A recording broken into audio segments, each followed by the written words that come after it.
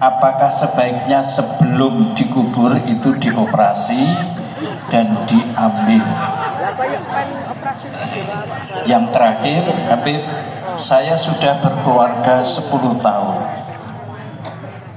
tidak punya anak, dan hubungan kami nyaman-nyaman saja. Tapi akhir-akhir ini saya pisah tidur, saya ikut orang tua saya. Bagaimana Habib, mohon pencerahannya supaya ini bisa tertata keluarga saya dengan baik. Terima kasih. Assalamualaikum warahmatullahi wabarakatuh. Ya, pertanyaan-pertanyaan yang mewakili insya Allah. Yang pertama terkait dengan KDRT dilakukan oleh suami ataupun istri. Mohon maaf, sekarang ini harus masukkan ataupun istri gitu loh, karena suami ada yang dilakukan KDRT oleh istri juga sekarang ini gitu. Jadi bukan cuma dari suami saja, tapi umumnya suami yang melakukan KDRT kepada istri. Tadi sudah dikatakan bahwasanya meminta cerai itu hukumnya dosa besar, kecuali kalau ada sebab-sebab yang berlangsung atau sudah terjadi yang diperbolehkan, yang tidak diperbolehkan dalam agama sehingga diperbolehkan untuk minta cerai. Di antaranya adalah KDRT. Nah, jadi KDRT menjadi sebab seseorang itu kalau sudah terjadi dia minta cerai. Nah, sehingga kalau sudah terjadi semacam itu, apa yang harus kita lakukan? Semua ada solusinya. Hukum negara juga ada solusinya. Jadi di PA, pengadilan agama itu juga ada solusinya. Ketika kita itu dilakukan KDRT, kita nggak sabar, maka kita langsung datang ke pengadilan agama. Kita adukan apa yang terjadi pada kita, nanti diproses oleh mereka. Nah, itu sudah ada aturannya semacam itu ya. Dan kalau sudah dilakukan KDRT oleh seorang suami, maka kita sudah boleh untuk minta cerai dan tidak berdosa ya. Karena tidak ada hak seorang suami itu mukul. Jadi memang boleh. Di dalam Islam itu dikatakan begini, kalau seumpama ada salah satu daripada sebab-sebab nusyuz. Sebab-sebab nusyuz gini, istri melakukan sesuatu sebab pembangkangan kepada suami, misalnya tidak taat atau melakukan cemberut depannya suami, ataupun dia marah-marah dan sebagainya. Itu sudah salah satu nusyuz. Kalau bukan semestinya, bukan pada tempatnya. Apalagi sampai kemudian dia memukul dan sebagainya. Kalau terjadi semacam itu, pertama kali yang harus dilakukan itu apa? Sabar, menasehati. Lalu kemudian kalau sudah dinasehati enggak berguna juga nasihatnya itu, maka hendaknya pisah ranjang. Nah, itu masih bisa ranjang, tapi nggak lebih dari 3 hari. Nah, kemudian dipukul juga, tapi pukul yang dimasukkan oleh Nabi SAW itu seperti pukulan siwak. Jadi siwak itu dipukul gitu, bukan untuk menyakitkan, tidak, tapi perempuan itu paling anti, merasa banget baperan kalau untuk pukul, walaupun hal yang kecil gini aja sudah dia terasa banget gitu. Nah, jadi bukan mukul-mukul pakai tangan, tidak, apalagi pakai alat, tidak. Jadi pukul yang dari siwak kalau dipukulkan di mana sih? Nggak terasa sakit sama sekali. Cuma itu adalah sebuah teguran bahwasanya supaya itu kembali kepada jalan yang benar. Kalau sudah 3 hal itu tidak terlaksana juga, tidak menjadi sebab juga dia itu kembali ke jalan yang benar seperti semula, baru kemudian dia boleh untuk menceraikan. Jadi proses-proses yang harus kita jalani sebelum kita menceraikan itu seperti itu. Ketika terjadi sebab-sebab nusyuz daripada seorang istri. Nah, tapi KDRT sama sekali tidak diperbolehkan dalam agama. Oleh karenanya kalau sudah terjadi semacam itu, maka langsung boleh istri minta cerai dan langsung boleh istri datang ke pengadilan untuk digugat. Itu bisa. Nah, kalau seumpama sudah digugat, kemudian si hakim memanggilnya sampai berkali-kali, kemudian tidak datang misalnya, kemudian difasa nikahnya, bisa difasa nikahnya, dia bebas daripada suami yang semacam itu. Nah, jadi ada aturannya semuanya, tinggal kita datang kepada pengadilan agama, nanti kita adukan perkaranya kepada mereka, karena kita semua dilindungi dengan hukumnya di negara ini, sehingga jangan takut yang semacam ini kita bisa laporkan kepada abdi negara. Jadi ada pasti solusinya. Ya, jadi ada sebuah perkataan ulama yang menjadi sebuah kaidah kehidupan. Apa itu? Al-muqit fis sama. Yang menjodohkan itu di langit. Jadi artinya apa? Jodoh itu di tangan Allah. Ada orang yang bertunangan sampai 4 tahun, 5 tahun dan sebagainya, tapi di mata Allah ini bukan jodohnya, hanya gagal gitu.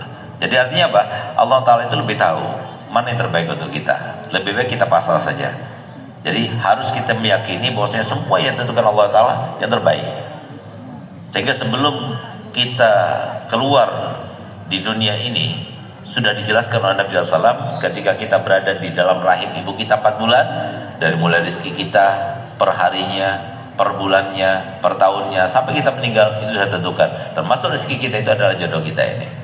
Nah, sehingga kalau bukan jodoh kita di situ, nggak bakal terjadi.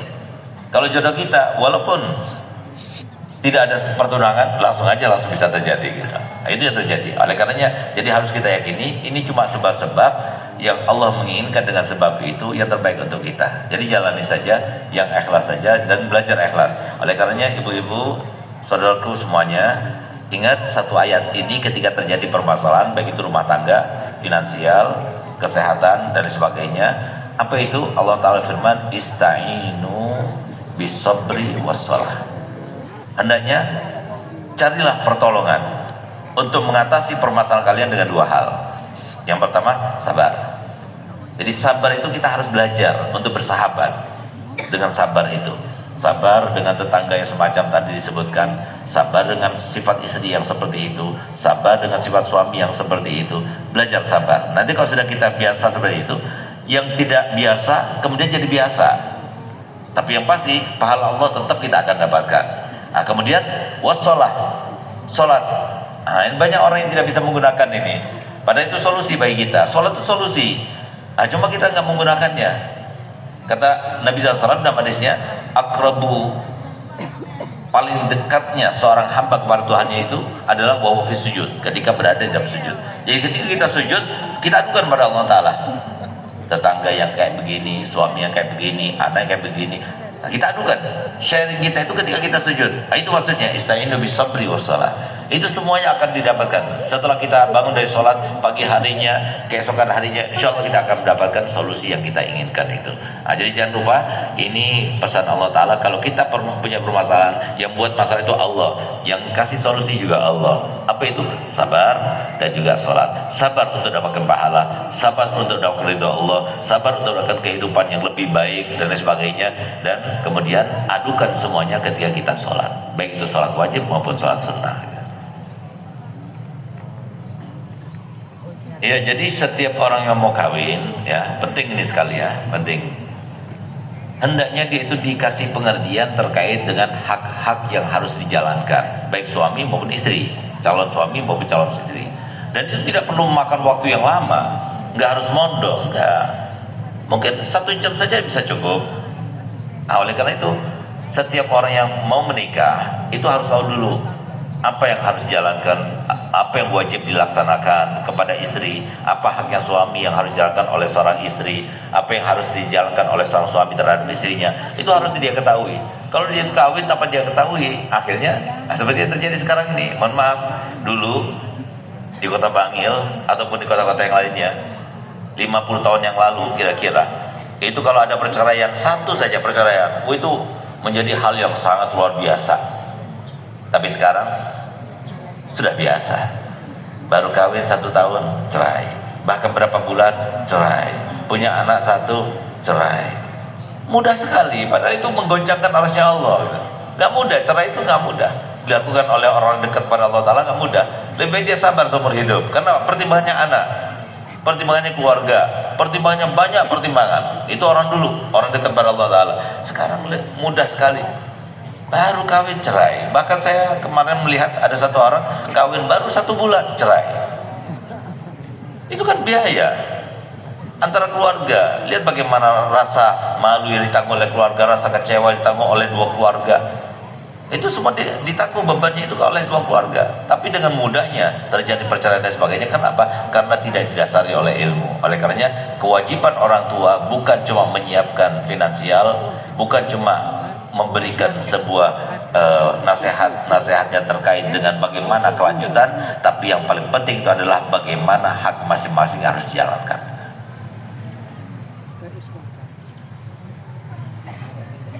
Ya.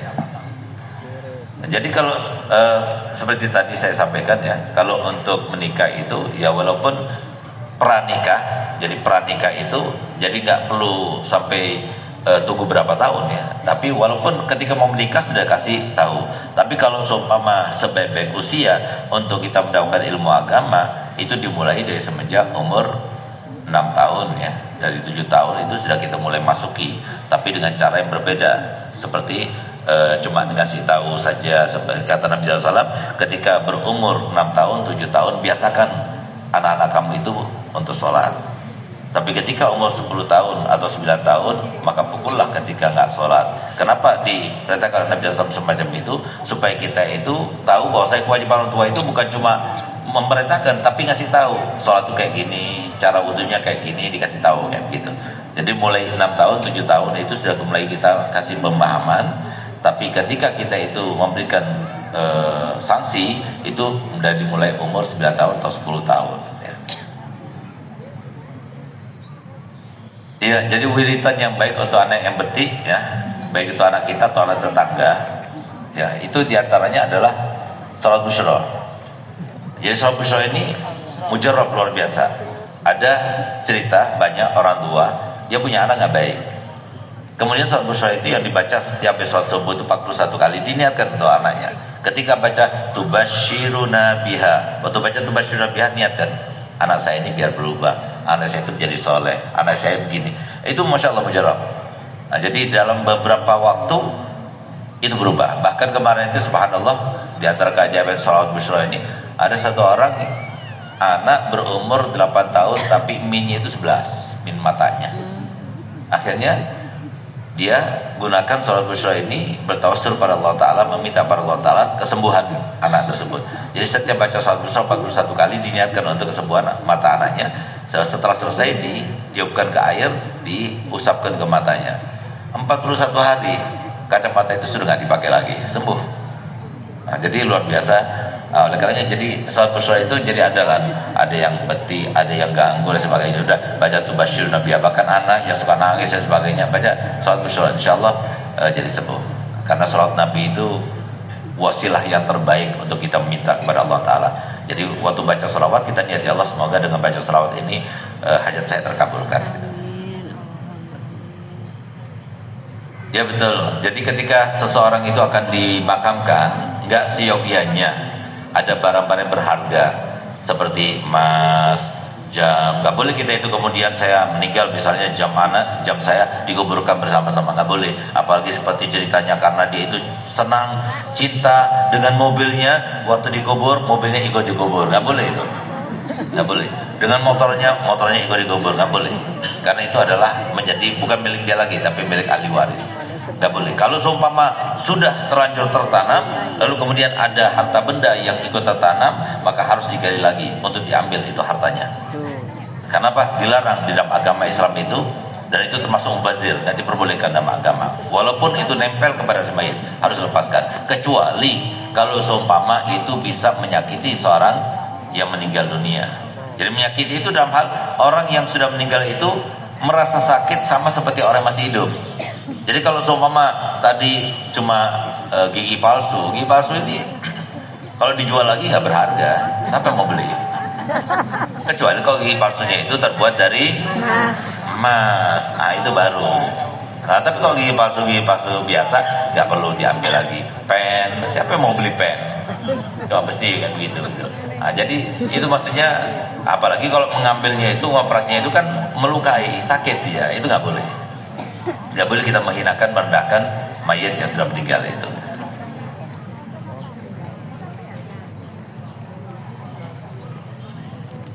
Iya, jadi niat korban sekaligus akikah, seperti yang banyak sebagian orang melaksanakannya.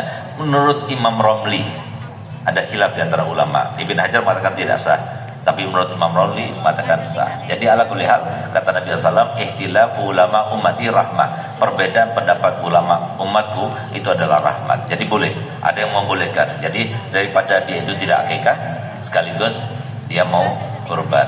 Jadi akikah anak saya sekaligus kurban saya, itu boleh. Nah, jadi menurut Imam Romli itu diperbolehkan.